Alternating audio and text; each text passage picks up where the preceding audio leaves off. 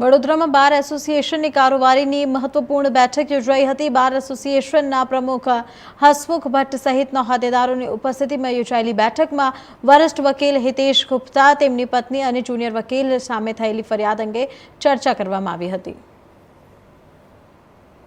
Sankheda police સ્ટેશનની અંદર વડોદરા વકીલ મંડળના સિનિયર એડવોકેટ તેમજ તેમની પત્ની અને એક જુનિયર વકીલ સામે જે ગેંગરેપની અને એટ્રોસિટીની જે ફરિયાદ થયેલી છે એ ફરિયાદની તલપરસી તપાસ ન થાય,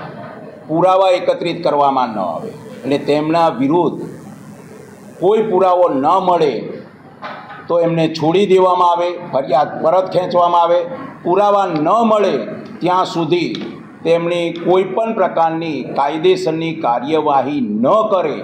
એ બાબતે આજે વડોદરા વકીલ મંડળની કારોબારીની મિટિંગ કરવામાં આવી હતી અને એ મિટિંગની અંદર સર્વાનુમતે ઠરાવવામાં આવ્યું કે જ્યાં સુધી પ્રાથમિક તપાસ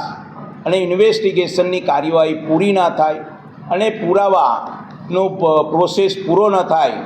ત્યાં સુધી અમારા આ ત્રણેય વકીલ છે એમાંથી કોઈની ઉપર કાયદેસરની કાર્યવાહી થવી જોઈએ નહીં અને જો થશે તો વડોદરા વકીલ મંડળ ઉગ્ર આંદોલન કરી અને પોલીસ સ્ટેશન અને ખાસ કરીને આઈજી ઓફિસ જે જૂની કલેક્ટર ઓફિસમાં છે એનો ઘેરાવો કરી અચોક્કસ મુદત માટે